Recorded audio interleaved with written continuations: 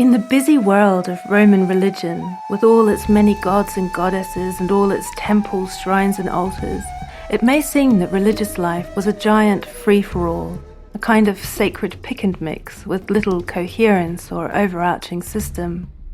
Indeed, in the last episode, as we stepped into the Roman home to look at ordinary domestic worship, we encountered the Lares and saw that, in fact, every single family and home had its own individual set of deities and ancestral spirits to worship and attend. If you missed it, you may like to watch the previous episode before tuning into this one, but you'll manage well enough without it. In this episode, we pick up the thread of domestic religion. We remain indoors, in the house, and in the more private, more intimate realms of household gods, and turn to this question about how a conceptual landscape so teeming with deities and bursting at the seams with the numinous had any coherence at all. How did Roman religion not fracture into a kaleidoscopic multiverse of miniature individual religions?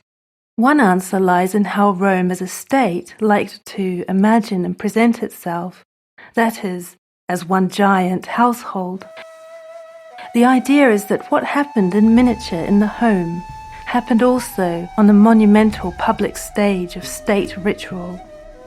There was a continuity, in other words, between tending your individual home and hearth and tending to Rome itself as the home and hearth of the Roman people. Few concepts demonstrate this connection and continuity between sacred microcosm and macrocosm as elegantly and as profoundly as the gods to whom we turn today.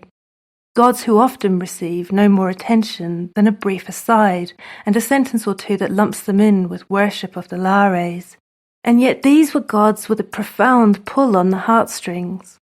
They represented both the security and abundance of family and nation. They held a unique place in the Roman religious imagination. They played an exciting role in the myth history of the ancient city, and their worship was considered a matter of national security. So here we will give them proper attention and an episode all to themselves. Let us enter the realm of the Penates.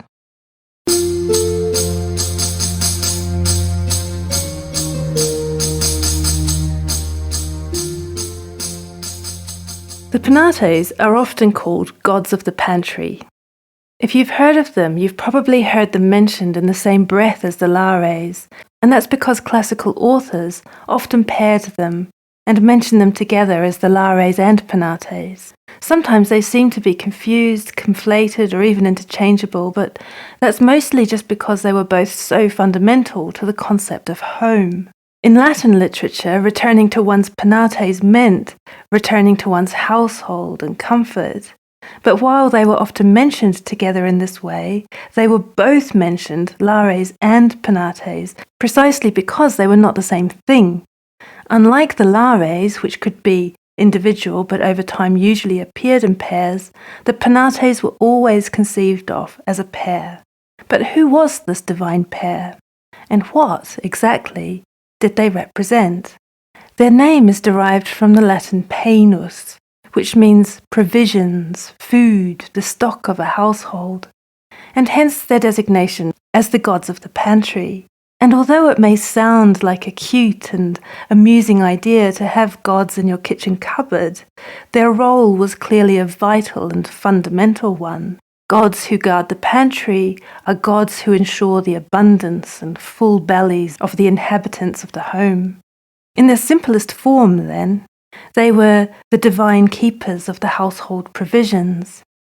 In practice, when someone made an offering to the Penates, it was understood they were propitiating the benevolent forces who dwelled in the storeroom, in the kitchen, in the cupboard, to ensure that the household never lacked food or supplies.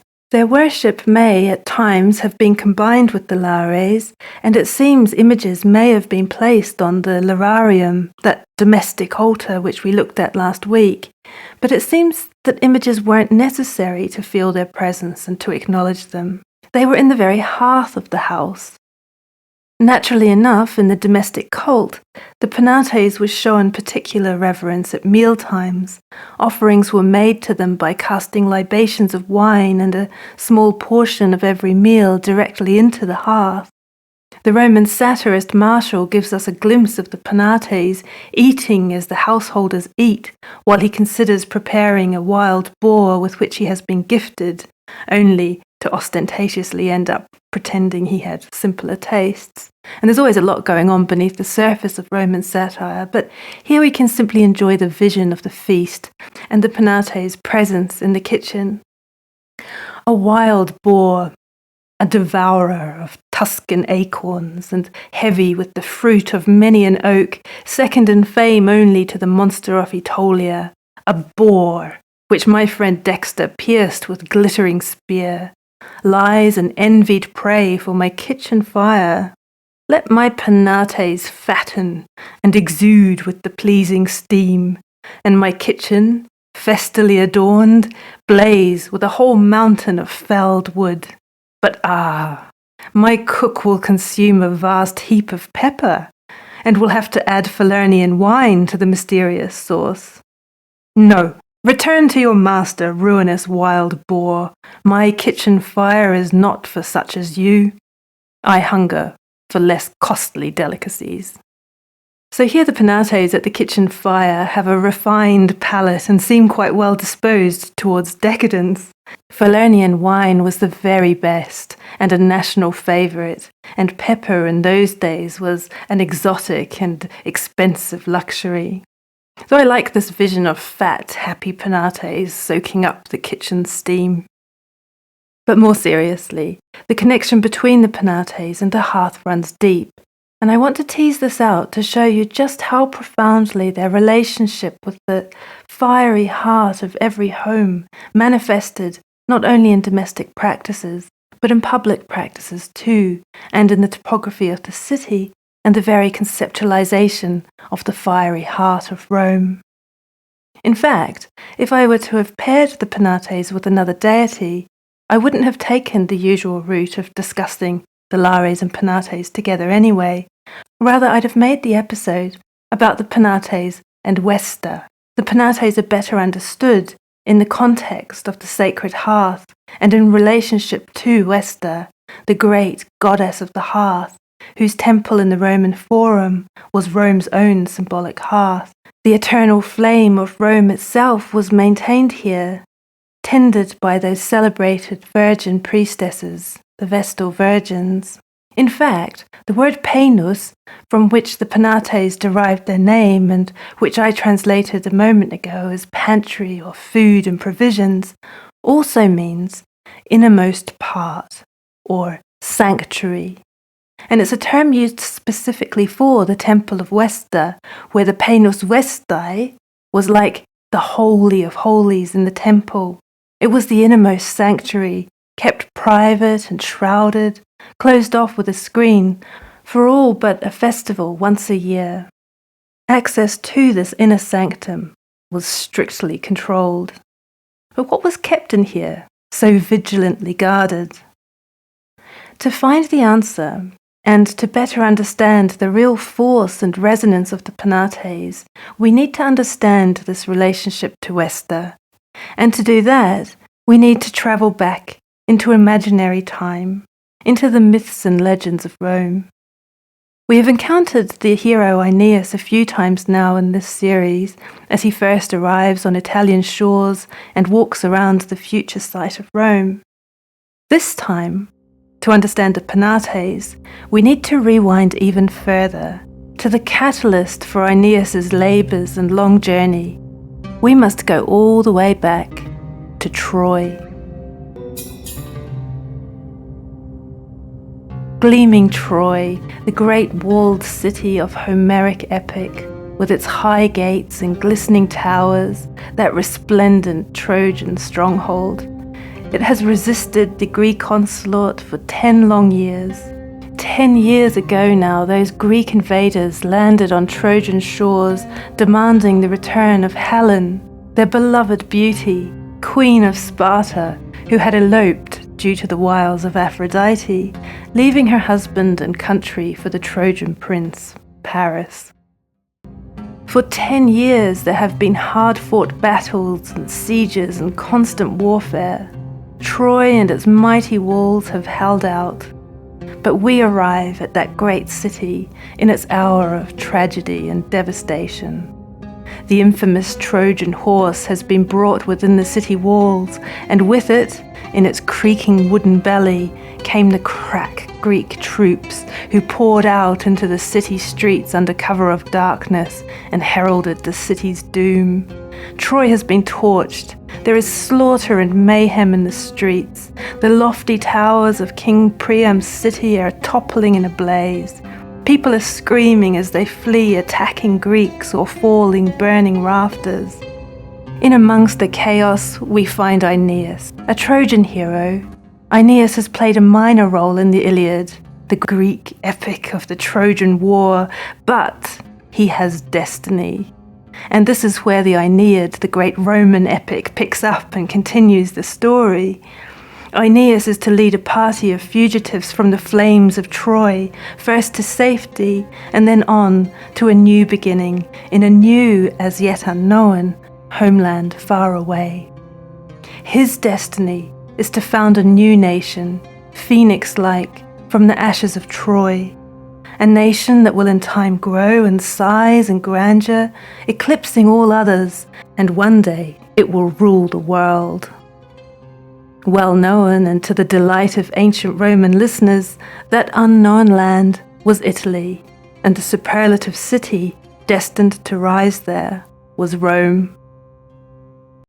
What's important for us is what Aeneas prioritizes and the things he snatches up to take with him as he prepares to flee the conflagration and seek out his destiny abroad. In Virgil's version of events, even as he abandons his own wife to the flames, he salvages the most sacred of Trojan objects. He takes the lyre, the Penates, and a much-treasured cult image of Venus called the Palladium. And so mythologically speaking, which of course has nothing to do with real-world chronologies, we catch our first glimpse of the Penates through the flames of the chaos at the downfall of Troy. Aeneas, who can only flee with more or less the shirt on his back, chooses these sacra, these sacred objects, to salvage from the wreckage as the most important items necessary to fulfill his destiny. And in all the difficulties ahead, they go with him. After some time, Aeneas and his followers land in Crete, and perhaps through wishful thinking, decide that this must be their destined land. Inevitably, it all goes terribly wrong because this is not at all where the gods wish them to be, and so they experience intolerable hardships, battered by plagues, drought, crop failure and famine.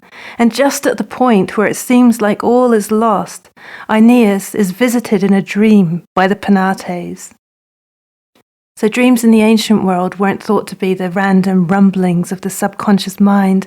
Rather, sometimes they were a vehicle for divine epiphanies and a medium for the gods to visit mortals and a way to give them important messages. It's very telling that it's the Penates that come to Aeneas' rescue. They are the gods that represented Troy and the lost homeland, but they also represent hope, because they are simultaneously the gods of the new and destined home. So it makes sense that they are the ones to appear to help him to seek it out and guide him safely there. They tell him that the reason his people are suffering so much is because they are in the wrong country. They tell him that this is not their home and that Jupiter forbids them to colonize Crete. They then prove helpful in giving him much clearer directions and details to find and recognize his destined homeland. Aeneas awakes, amazed by the vision and voices of the gods, and joyfully tells his father that their ancient mother, that is, Italy, awaits them, as the Penates have decreed. So the whole rest of the epic needs to unravel after this, and many more trials and tribulations await before the Lar, the Penates, and the Palladium at last arrive at their final, rightful destination.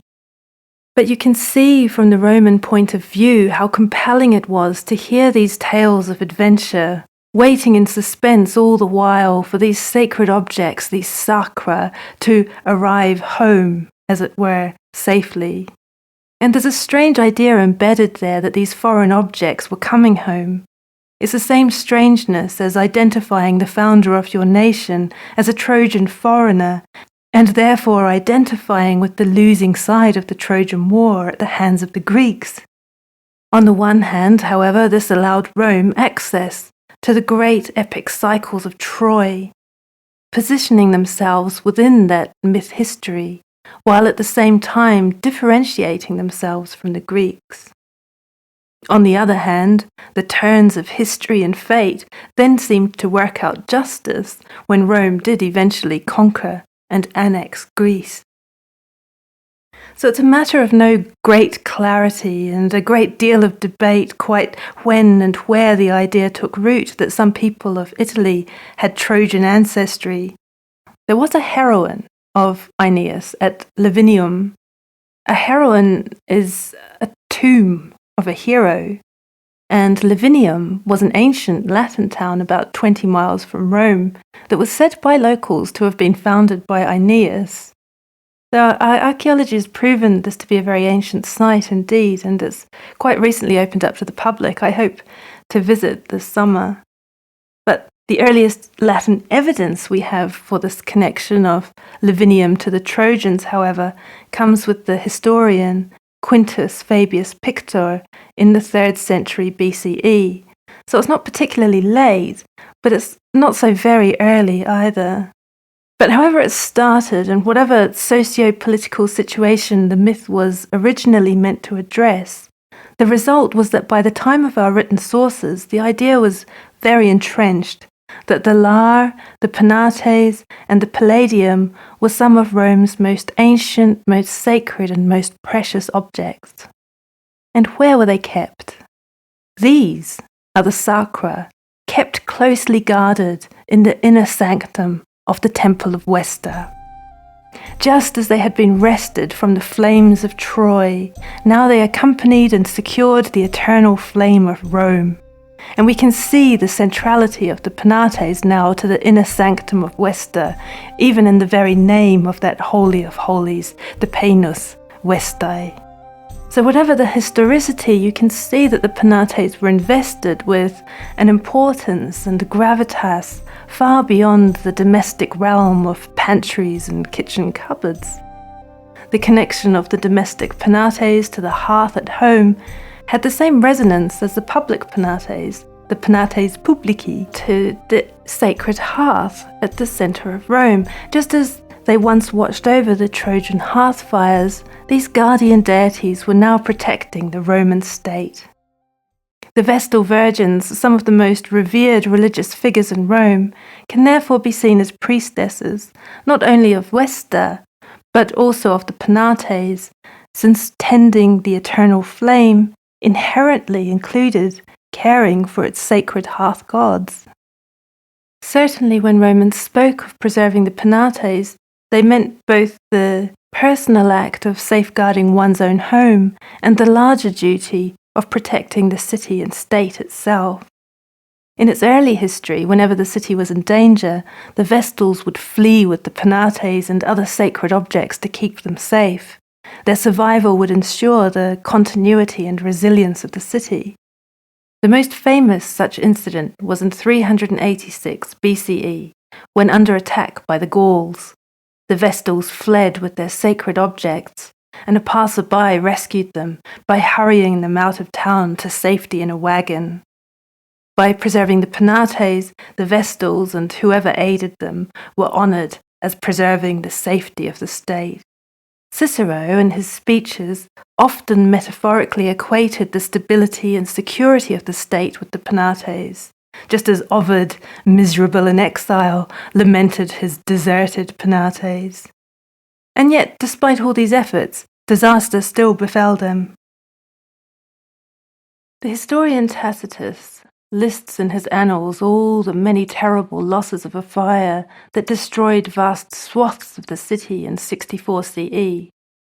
It would be difficult to enumerate the mansions, tenements, and temples lost, he writes, but of the most ancient sacred sites, and he then goes on to list the most ancient sacred sites, among which he says, Vesta's holy place with the penates of the Roman people were destroyed. And he ends by stating, despite the striking beauties of the resurrected city, our elders remember many things that were irreplaceable. Irreplaceable indeed, we're left to wonder what happened to these sacred objects that dwelled in the fires and seem repeatedly hounded by conflagrations.